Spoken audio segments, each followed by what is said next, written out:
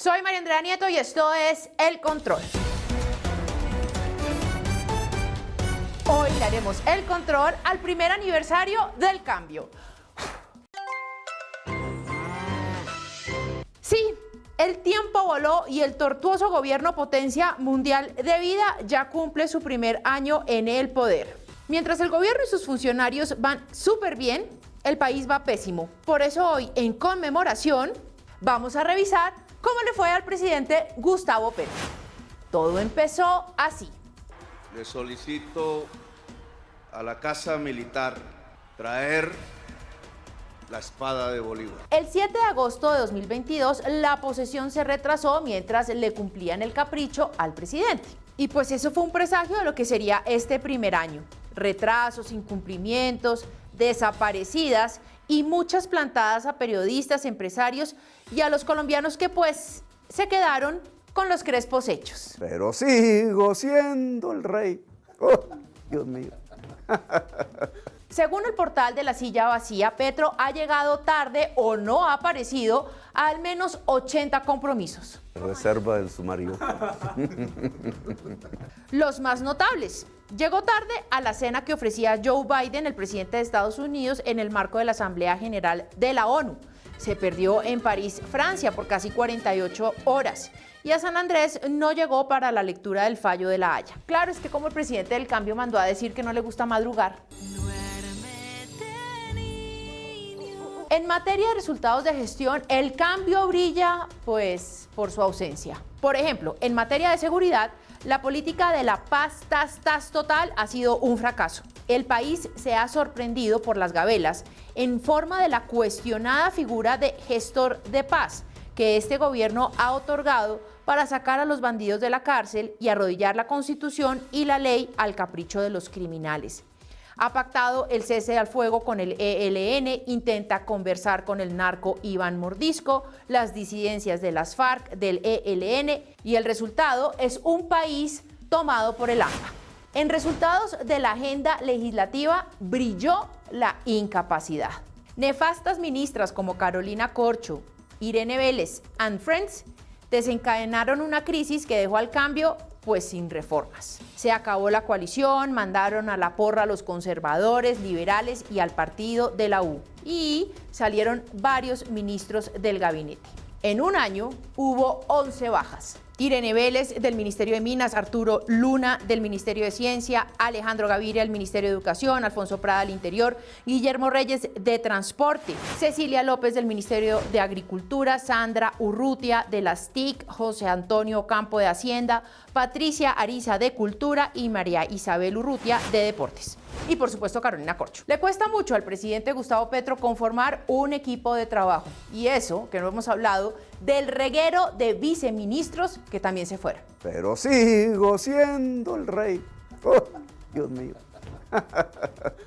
Otro capítulo importante en el primer aniversario del cambio es la viajadera del gobierno, de las giras internacionales. El cambio parece más una banda de rock que va de país en país. Gustavo Petro completó más de 22 destinos, en donde estuvo incluido Estados Unidos, Egipto, Francia, España, Portugal, México, Argentina, Brasil, Cuba y por supuesto su amada Venezuela, de donde no salió los primeros 6 meses. Y en este punto no podemos dejar de mencionar a otra que viajó de lo lindo, la vicepresidenta Francia Márquez, con su memorable paseo al Africa Safari Tour 2023. En materia de relaciones internacionales, al presidente Gustavo Petro solo le importa hablar del cambio climático y que el planeta se va a acabar. La crisis climática tiene el potencial de acabar con la especie humana. La ciencia ha hablado. La crisis climática es el principal problema de la humanidad. Ahora vayámonos hacia los resultados económicos. La agresividad del discurso y la pose matoneadora de Irene Vélez disparó el dólar por encima de los 5.000 pesos en noviembre de 2022 y se alcanzaron cifras históricas de la inflación por encima del 13%. Eso afectó el bolsillo de las familias y al cambio le tocó meter un cambio en primera. El dólar por fin empezó a ceder porque los mercados interpretaron que las reformas de la salud, pensiones y la laboral no iban a pasar. Entonces empezó a bajar. El desempleo por fin bajó y llegó al 9.3% gracias a una política económica que venía desde el gobierno de Duque y que ustedes ven en la gráfica que así lo demuestra. Pero sin lugar a dudas, el peor de todos los indicadores económicos es que el precio de la gasolina no para de subir y de subir. No se preocupen, Speedy González se los trae. Salimos a la calle a preguntarle a la gente cómo le ha parecido el primer año del presidente Gustavo Petro y si Colombia está viviendo sabroso. Y esto nos dijeron. No, pues la única que ve sabroso es ella. ¿Cuál sabroso? Lo que estamos viendo es duro. Parece pues que Petro haya hecho lo que prometió. Está haciendo las cosas muy bien. Muy bueno, excelente. Todo caro, el peor gobierno que nos ha tocado en esta vida. Se empezaba a ir sabroso ya mucho mejor. Total fracaso. Malo, malísimo. No, realmente muy bueno. Las estadísticas económicas tienden a disminuir mucho el tema de la inflación. Así que va a vivir sabroso. Están viviendo ellos de la plata de nosotros. ¿Y por qué? Ay, no. Darle poder a los ladrones y a los malosos. Qué tristeza, ¿no? La gente de la tercera edad, que es la que no ha querido desamparar, las madres cabezas de hogar. No le ayuda a uno para la tercera edad ni nada. Promete, promete y promete, pero nunca cumple nada. Importa es viajar, estar en paseos, en viajar y viajar. Sí nos preocupa ahorita nosotros los estudiantes el tema de la educación porque el cambio en el Ministerio de la Educación no ha sido consistente. De cambio no hemos visto nada. Es un buen hombre, es el hombre más inteligente que tiene ahorita América Latina. Le preguntamos a Víctor Muñoz, exdirector del DAPRE, qué opinión tiene sobre el desempeño del primer año del presidente Gustavo Petro. Y esto nos dijo. La paz total es un eslogan, no hay resultados concretos en esta materia. En materia de seguridad es un caos. Vemos cómo crecen las masacres, más de 53 cometidas durante el año, más de 85 líderes sociales asesinados, el secuestro crece más de un 212%, crece la extorsión en más de un 43%, crece la trata de personas en más de un 80%, un desempeño mediocre en términos de crecimiento económico llegando a un 2%, incrementos del precio de la gasolina en más de 4.000 pesos, llevando el galón de la gasolina a cerca de 14.000 pesos. Le preguntamos también al ex superintendente de salud, Fabio Aristizábal, y esto nos dijo. Cambio, claro que se ha visto el cambio.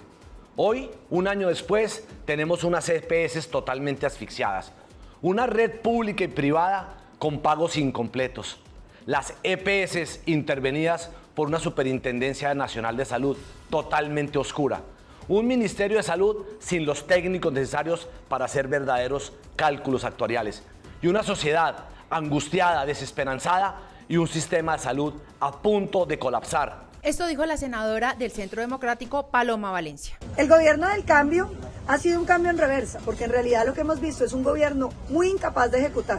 Tenían sueños y los sueños después tienen que tener mucho trabajo para convertirse en ideas y las ideas mucho trabajo para convertirse en proyectos y los proyectos mucho trabajo para hacer políticas públicas y luego la capacidad de ejecución. Este es un gobierno que está subido en unos sueños etéreos que no se concretan en nada. El gobierno de Gustavo Petro, que tanto se vanagloriaba de ser el dueño de la moral y de la verdad, ha estado enfrentando desde el comienzo escándalos éticos muy delicados. Y casi todos tienen que ver con el manejo de las millonadas de platas en efectivo.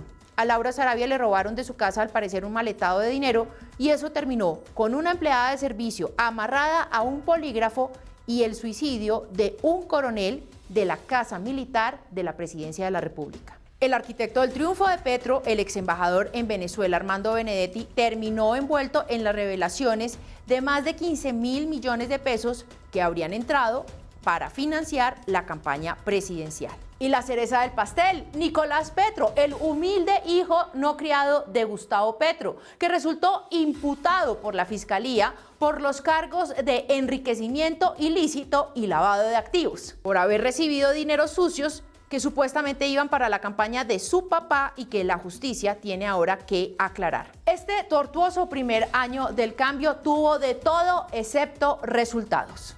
Bueno, la única que sí vivió sabroso fue la vicepresidenta Francia Márquez.